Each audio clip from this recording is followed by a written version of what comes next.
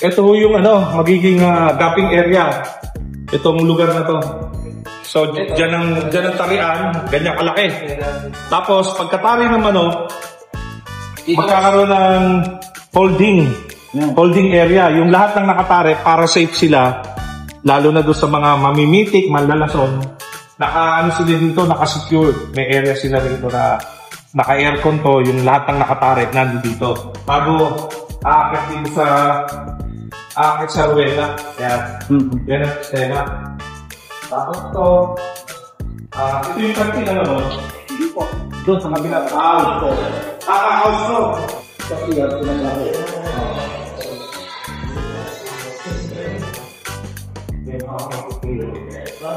House. Regal. Apo. Ayan, alalak yan. Laki. Malaki na yung kaya rin yan yung echo na yung mga tataas na high ceiling siya. High ceiling 2 horsepower. House. Tapos ito yung isang daan pasok doon sa arena. May daan din dito na tao. Ako, grabe ang construction. Dito pwede pa rin tap-out. Pwede pa rin tap-out. Oo. Ayan, dire-diretso. Itong area to. Lahat yan, ka-house. 120, 120 ka-house. Ayun, pasukin mo nga yun para mapakita mo.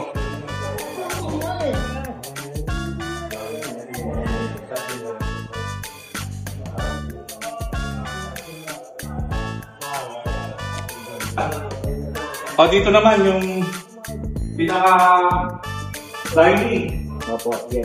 Ito, ang laki ng canteen and cellar. Ito, kung area to. Ayan, laki. More or less to po siguro mga 1,000 square meter. Ayan, canteen to. Tapos dito magkakaroon ng betting station. Diyan ng PLC. Ayan. Sana makayang tapos.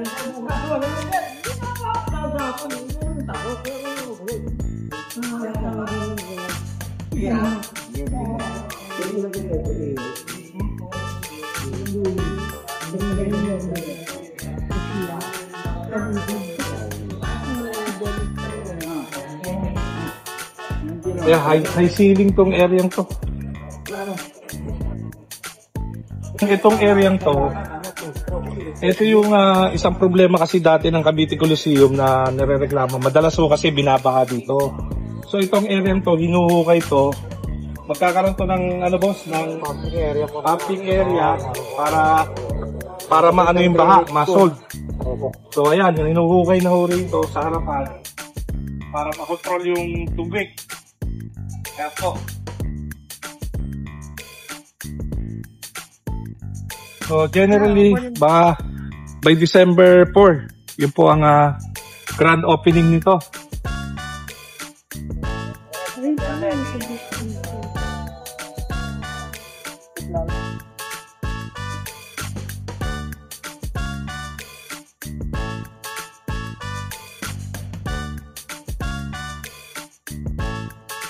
Boss, ingat po, boss. Sige, salamat. Ayaw, uwi muna kami. Ay, kakain. Tara. Ayan, palabas na ho ito ng Cavite Coliseum. Ginutom ho kami. Ang tagal nung interview eh. Ang dami. Kaya kakain ho muna kami dito. Maghahanap ng makakainan. Sa aristocrat kaya tayo sa sa turo-turo lang kami kakain. Max. Gusto niyo dyan? Max, Max Inasal. Ito katabi lang ho to. Sa labas lang ho to ng Cavite Coliseum eh. Meron silang check po. Oh, yeah.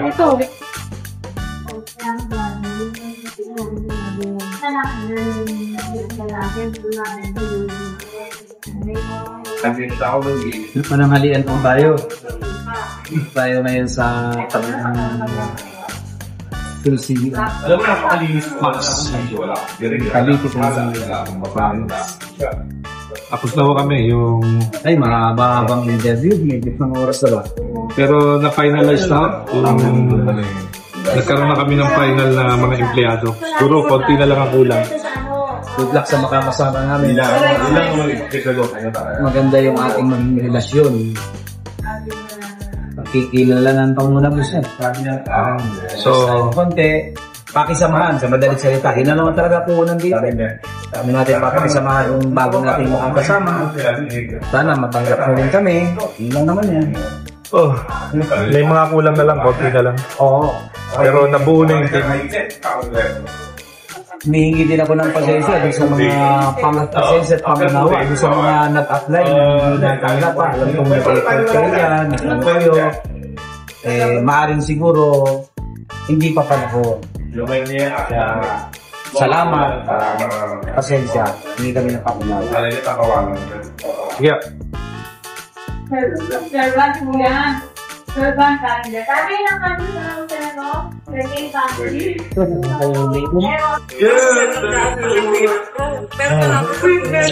Lapit ka rin ka rin.